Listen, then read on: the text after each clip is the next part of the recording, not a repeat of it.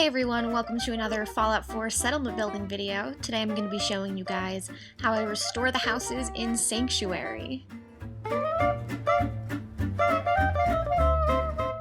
Kept a lot of the things that were original to the house while also making everything a little bit better and a little bit more clean. So the first and most important thing I think when restoring these houses is making sure that they have doors. So as you can see here, I tried to do this. And I try to put a door in, which I'm about to do, and it's not gonna work. So yeah, this wasn't working for me here, so word to the wise, if you want to restore this house, you may want to put the door in before you use the rug trick, and then slide it on in. It also would not fit without a rug.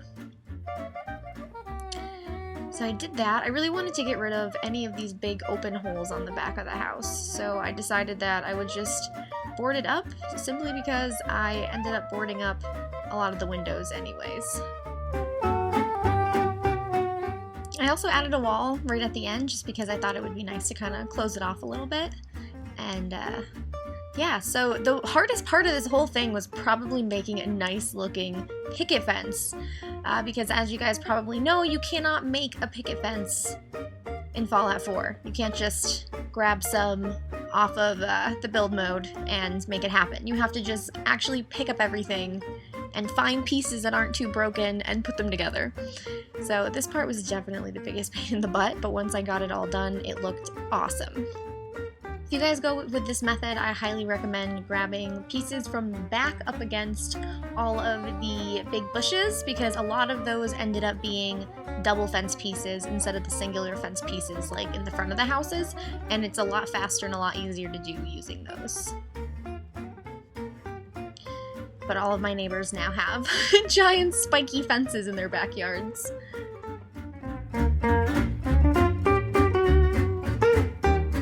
So here's the view from around the house and finished fence. So then from here I realized, alright, I definitely need to board up the bedroom windows, because if I don't board up the bedroom windows, this is a huge safety concern. And as I expected, outside was a huge pain in the butt when trying to make a wall. So rather than doing that, I decided to take it back and go inside of the house and just work on it this way, because luckily with the rug trick, if you just take a minute and line it up in the wall, it makes it so much easier to do anything. So I definitely want to board up the other room, the other one in Sean's room. Right now I'm leaving the crib and everything because I am still in the very beginning of the quest line with this character. Just fix that around, fix that up, and then here I realized that there was that big hole in that wall. And then that became an issue that I had to fix. But, so there's 2 more holes in that wall, and just a couple more things out in the kitchen that had to get really taken care of before I could add electricity and everything into the house. And this yellow lamp gave me the most trouble out of anything in the house, other than anything I tried to put on the kitchen table, pretty much disappearing into the table.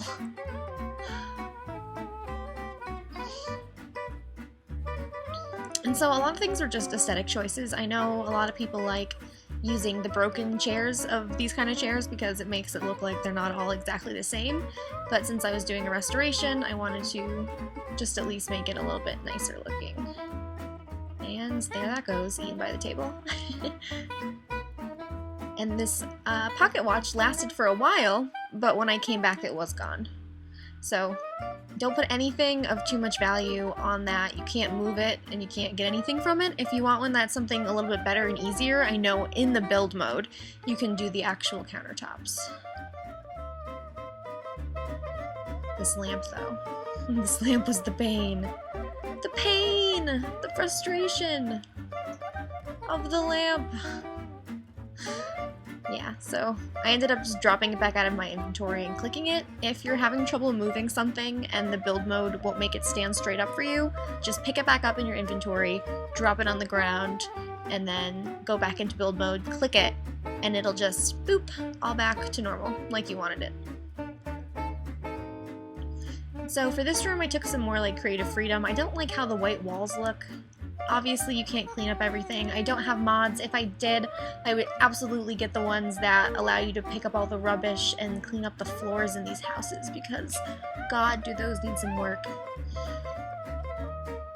So I just went in and I finished the last couple walls I had to do, and then I started adding power into the house. So for a lot of the time when I was making houses on my last playthrough, I did all the power on the outside, and that looks great, but it also has kind of like an unrealisticness to it. I wanted it to be like you actually had to rig this generator to make power through the house, so I made that something that you could see on the inside, but I tried to make it neat and clean and only really be an obvious mess in a couple little tiny spots.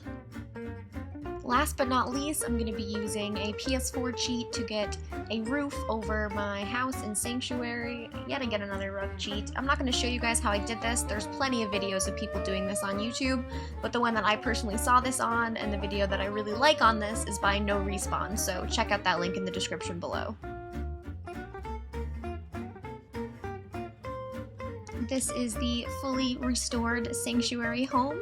I hope you guys enjoyed the video, and I hope you like the inside of the house. Like and subscribe for more Fallout 4, and I'll see you guys in the next video.